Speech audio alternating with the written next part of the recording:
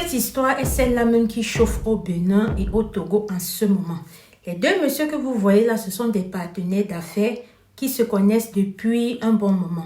Ils ont l'habitude de traiter le business ensemble et cette fois-ci, la raison pour laquelle ils se retrouvent, c'est encore pour parler de leurs affaires. Ayant traité au Maroc ensemble, ils avaient confiance l'un comme l'autre, sans se douter que cette confiance allait être ébranlée par le monsieur. Je t'explique les détails des faits. Le monsieur Silla, il est togolais.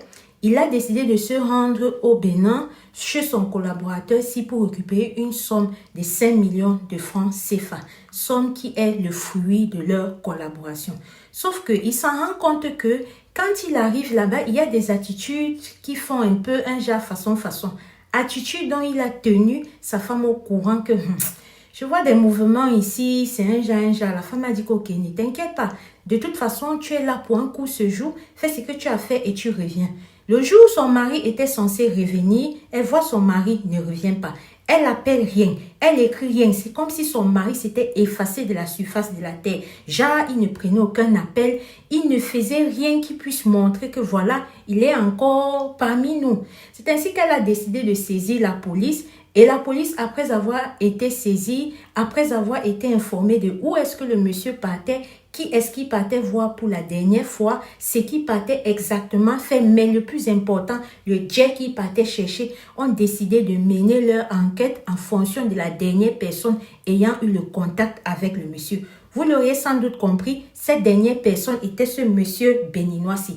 Alors, comme je vous disais tantôt, quand les policiers mènent leur enquête et tout, ils arrivent chez ce monsieur, ils posent des questions et tout. Le monsieur dit que oui, on avait réunion, on a fait ci, il a pris l'argent, il est parti. Sauf qu'ils ont pu notifier au cours de l'audition que le monsieur était un peu gêné. Vous voyez le genre, tu es dans une salle d'interrogation, il y a la clim, mais tu transpires. Ils ont par là flairé qu'ils étaient sur la bonne piste. Ils ont continué à enquêter jusqu'au jour où ils sont tombés sur le corps du monsieur sans vie. Alors quand ils tombent sur ça, ils essaient un peu de faire l'autopsie et on voit que le monsieur a vraiment souffert, qu'avant de partir là, c'est qu'il a vécu. C'est comme ça qu'ils mènent les enquêtes. Et c'est ainsi que dans mener les enquêtes, ils ont du moins attrapé un des complices de ce monsieur-ci, qui était considéré comme un naturopathe.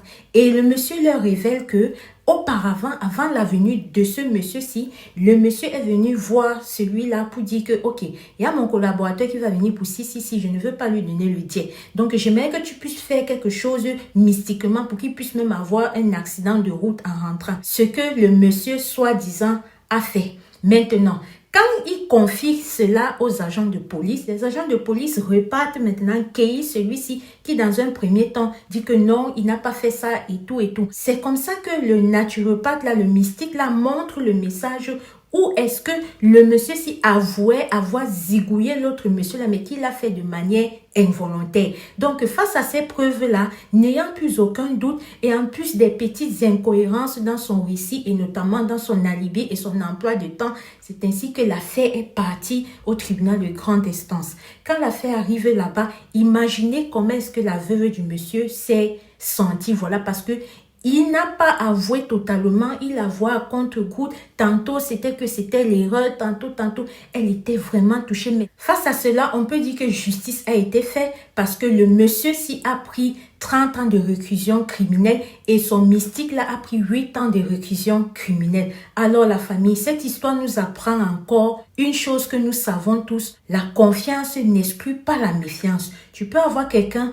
vous avez eu à traiter plusieurs business, vous avez eu à traiter plusieurs mouvements, mais le jour où cette personne est censée changer, retourner sa veste, tu ne connais pas. Raison pour laquelle nous devons toujours sans cesse rester sur nos gardes. C'est d'abord de ça qu'il s'agit. Si c'est ta première fois de me découvrir, je suis Alicia Lotus. Je propose en majorité des histoires vraies ou mystiques. Je contourne un peu sur les actualités du jour et true crime comme ceci, en passant par les astuces et spiritualités que, en fonction de où tu m'écoutes, si c'est sur YouTube, je mets sur mes shorts. Si c'est sur Facebook, je mets sur mes stories. Si c'est sur TikTok, je mets sur mes stories. Les mêmes noms, c'est Alicia Lotus. Si cette ligne éditoriale t'intéresse, je t'invite à t'abonner, activer ta cloche de notification pour pour ne rater aucune de nos publications futures. J'ai pour habitude de dire ici, quand je raconte des histoires vraies et mystiques, et je pense que c'est valable surtout, soyons prudents, prions sans cesse parce que le dehors est miné. Si toi aussi tu as une histoire vraie ou mystique que tu aimerais nous confier, écris-nous sur ce numéro qui s'affiche là. Ensemble, on va se mettre d'accord sur comment est-ce que je vais présenter